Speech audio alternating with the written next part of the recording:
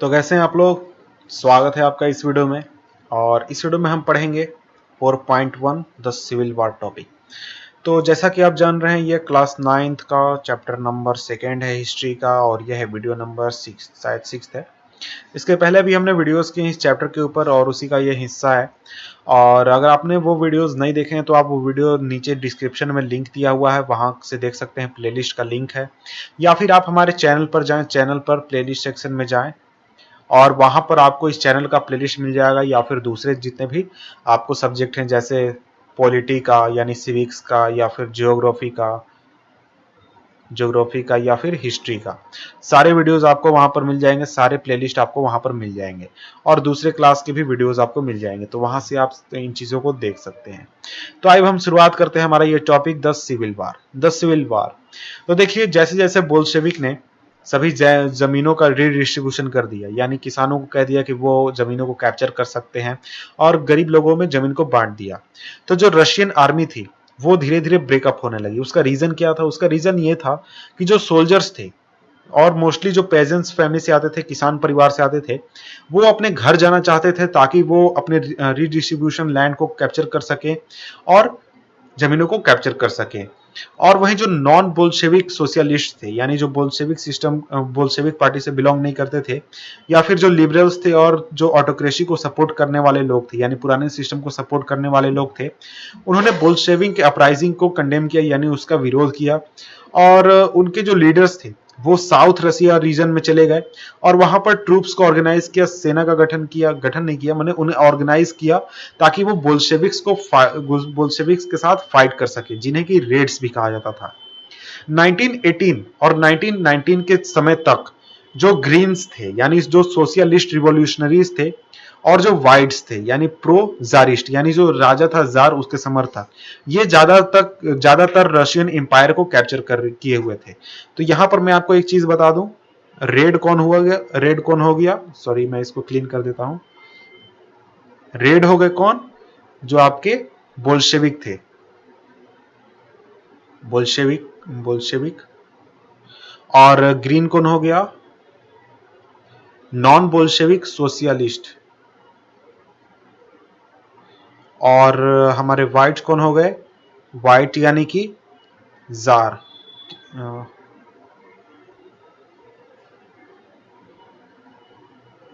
Jar के जो supporters थे। तो ये 3 कलर हो गए, कौन कौन लोगों को डिनोट करते थे। यहाँ पर है रेड जो बोल्शेविक पार्टी को सपोर्ट करते थे, ग्रीन जो सोशलिस्ट थे लेकिन बोल्शेविक को सपोर्ट नहीं करते थे, और वहीं व्हाइट जो पुराने ऑटोक्रेसी को सपोर्ट करते थे और पुराना जो रूलर था जार उसके सपोर्टर्स थे।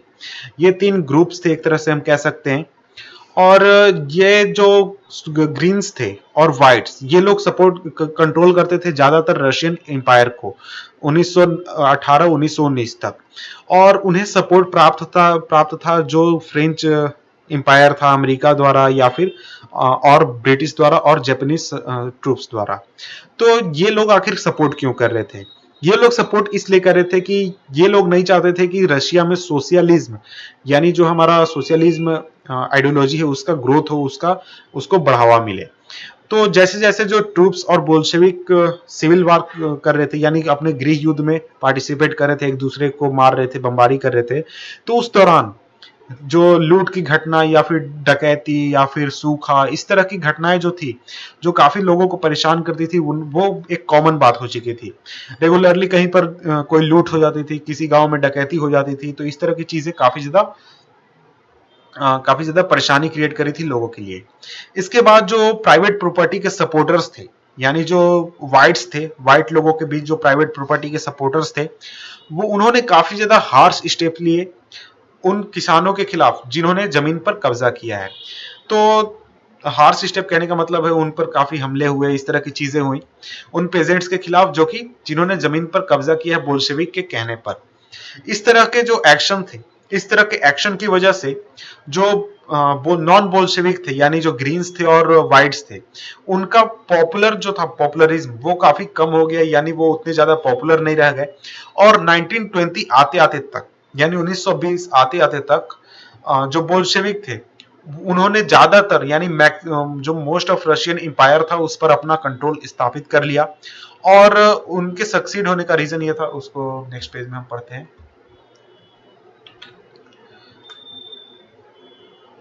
वो सक्सीड इस वजह से हुए क्योंकि उन्होंने कॉपरेशन किया था किसके साथ, जो नॉन रशियन नेशनलिटीज थे। तो देखिए यूएसएसआर की हम बात करते हैं, यूएसएसआर में तो आप जानते ही होंगे कि अगर वो जब वो टूटा था तब वो उसमें से 15 कंट्रीज बने थे। तो ऐसा नहीं था कि यूएसएसआर सिर्फ रशिया में था, उसके अलावा भी दूसरे नेशंस थे जो कि यूएसएसआर के साथ जुड़े हुए थे। उन्होंने नॉन रशियन नेशनलिटीज के साथ कॉपरेट किया था, और जो मुस्लिम जदीदीस थे, जदीदीस क्या हो गए, जदीदी, जो कि मॉडर्नाइज करना चाहते थे इस्लाम को और चाहते थे कि मॉडर्न इस्लाम उनके सोसाइटी को आगे बढ़ाए, तो उन लोगों के साथ कॉपरेट किया और इस तरह के काम किए, और इस वजह से उनका कंट्रोल ज्यादातर रीजन पर हो गया। तो देखिए कॉपरेशन ऐसा नहीं था कि सभी जगह पर उसने काम किया, बहुत जगहों पर जो रशियन कॉपरेशन था, ये कॉपरेशन था उसने काम नहीं किया, जहां ज्यादातर जहां पर रशियन कॉलोनीज थी। उसका रीजन ये था कि जो बोल्शेविक थे वो, उन्होंने वहां के लोकल नेशनलिस्ट जो थे, लोकल नेशन क्रिएट करना चाहते थे, उन लोगों को काफी ज्यादा संख्या में मारा था, काफी ज्यादा संख्या में हत्या कर दी थी, और उनका कहना यह था कि वो सोशलिज्म जो आइडियोलॉजी है उसको बचा रहे हैं। यह कहकर उन्होंने वहां के लोकल नेशनलिस्ट की बहुत ज्यादा संख्या में हत्या की थी। तो इस वजह से बहुत सारे लोग कंफ्यूज थे कि आखिर ये बोल्शेविक गवर्नमेंट जो है ये आखिर दिखाना क्या चाहती है, क्या ये रिप्रेजेंट करना चाहती है। तो इस तरह की चीजों को लेकर वो काफी ज्यादा कंफ्यूज थे। इसके बाद इस चीज को कम करने के लिए, इस घाव पर मरहम लगाने के लिए, तो ज्यादातर जो नॉन रशियन नेशनलिटीज थे उन्हें पॉलिटिकल ऑटोनॉमी दे दी गई, जो सोवियत यूनियन बना, यूएसएसआर बना, उसके अंदर। तो यूएसएसआर क्या हुआ, यहाँ पर उसका छोटा सा डेफिनेशन लिखा गया है, the state the Bolsheviks created from the Russian empire in December 1922। 1922 में जो फॉर्मर रशियन एम्पायर था, ये जिसका रूलर कौन था, जार, उसके जो एम्पायर में से बड़े से हिस्से पर जो यूएसएसआर बना, संगठन बना, देश बना, उसमें जो नॉन रशियन नेशनलिटीज थी, यानी नॉन रशियन लोग जो थे, उन्हें पॉलिटिकल ऑटोनॉमी दे दी गई। लेकिन क्योंकि ये जो चीज थी ये 1922, but since this was combined with unpopular policies that the Bolsheviks for the local government to follow। तो देखिए ये जो चीजें हुई कि उन्हें पॉलिटिकल ऑटोनॉमी दे दी गई, वो उतनी ज्यादा खुश नहीं कर पाई लोगों को। उसका रीजन ये था कि जो बोल्शेविक गवर्नमेंट थी उसने बहुत सारे ऐसे कड़े फैसले उन लोगों पर थोप दिए थे और उन्हें कहा कि तुम्हें फॉलो करना ही है। फॉर एग्जाम्पल नोमेडिज्म जो था उसका डिस्करेजमेंट, यानी उसको खत्म करने का बहुत ज्यादा प्रयास किया गया, उसके रोकने का बहुत ज्यादा प्रयास किया गया। और इसके साथ वो चाहते थे कि जितने भी नेशनलिटीज हैं, नॉन रशियन नेशनलिटीज, वो उनके साथ मिल जाए। तो इस तरह के विरोध, एक तरफ वो विरोध भी कर रहे थे उनके चीजों का, और एक तरफ उनको अपने साथ लाना भी चाह रहे थे।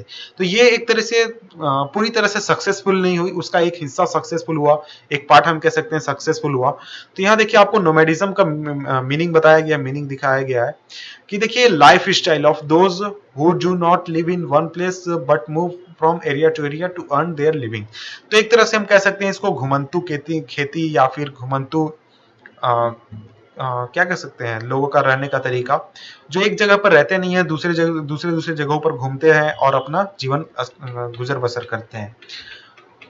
तो यहाँ देखिए आपसे क्वेश्चन पूछा गया, why did the people in Central Asia responded to Russian Revolution in different ways. तो यहाँ पर आप मुझे लगता है आंसर कर सकते हो ऊपर चीजें जो मैंने बताई है। तो ये चीजें देखिए आप पढ़ ले तो आपको ज्यादा कुछ जानकारी मिलेगी, ये लेकिन उतने काम के नहीं है इसलिए मैं डिस्कस नहीं कर रहा हूँ। इसके बाद देखिए हम नेक्स्ट टॉपिक पढ़ते हैं 4.2 टॉपिक है हमारा, मेकिंग अ सोशलिस्ट सोसाइटी। तो ऊपर तक हमने देखा रिवॉल्यूशन के बारे में कि किस तरह से रिवॉल्यूशन हुआ, किस तरह से बोल्शेविक्स ने कैप्चर किया गवर्नमेंट को, एक सोशलिस्ट सरकार बनी रशिया में, पूरे यूएसएसआर में। तो देखिए अब हम आगे पढ़ते हैं कि किस तरह से सोसाइटी सोशलिस्ट हुई। यानी अब तक तो हमने पढ़ा कि सरकार किस तरह से सोशलिस्ट बनी, अब पढ़ते हैं कि सोसाइटी जो है वो किस तरह से सोशलिस्ट हुई। तो देखिए सिविल वॉर के दौरान जो बोल्शेविक थे उन्होंने इंडस्ट्रीज और बैंक को नेशनलाइज ही रखा। उन्होंने पेजेंट्स को परमिट किया कि वो लैंड को कल्टीवेट कर सकते हैं, जो कि जिन्हें की सोशलाइज्ड कर दिया गया है। और बोल्शेविक जो थे उन्होंने कैप्चर किए हुए लैंड को यूज किया ताकि वो डेमोन्स्ट्रेट कर सकें कि कलेक्टिव क्या होता है, यानी सामूहिकता क्या होती है। इस चीज को डेमोन्स्ट्रेट करने के लिए उन्होंने कैप्चर्ड लैंड को यूज किया। तो देखिए इसके बाद प्रोसेस ऑफ सेंट्रलाइज प्लानिंग को इंट्रोड्यूस किया गया, यानी एक तरह का प्लानिंग कमीशन बैठाया गया जिसमें कि जो ऑफिशियल्स होते थे वो इकोनॉमी को एनालाइज करते थे और उसके बाद 5 साल के लिए एक टारगेट तय किया करते थे। तो देखिए इंडिया में भी आप जानते होंगे कि कुछ दिनों पहले तक प्लानिंग कमीशन हुआ करता था जो कि 5-5 साल के प्लान बनाता था। बिल्कुल वही चीज इंट्रोड्यूस किया गया था रशिया में, और रशिया से ही हमारा इंडिया जो है उस चीज को लिया था इंडिया ने।